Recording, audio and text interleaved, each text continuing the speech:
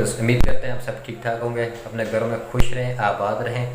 تو ویورز آج آپ کو ایک پارک کا ویو دیکھیں جہاں پر سبز پودے اور ڈیزائننگ میں کٹے ہوئے ہیں، تو وہاں آپ کو دکھاتے ہیں۔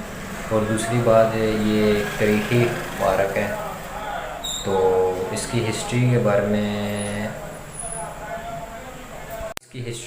بارے میں آپ کو بتائیں گے نیکسٹ ویڈیو میں۔ بہرحال آج آپ یہ ویڈیو دیکھیں پہلے۔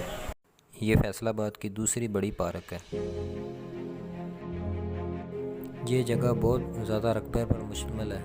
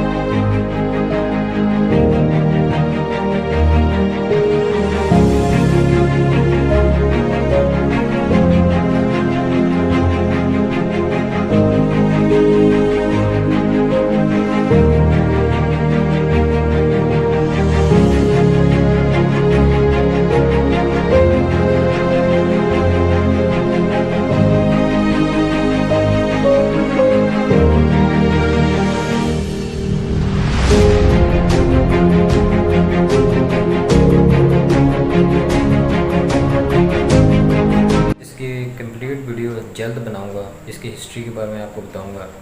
یہ بہت بڑے رقبے پر مشتمل ہے، جلد اس کی ویڈیو آئے گی، تو میرے چینل کو ضرور سبسکرائب کریں تاکہ نئی سے نئی ویڈیو میں اس چینل پر لاتا رہوں۔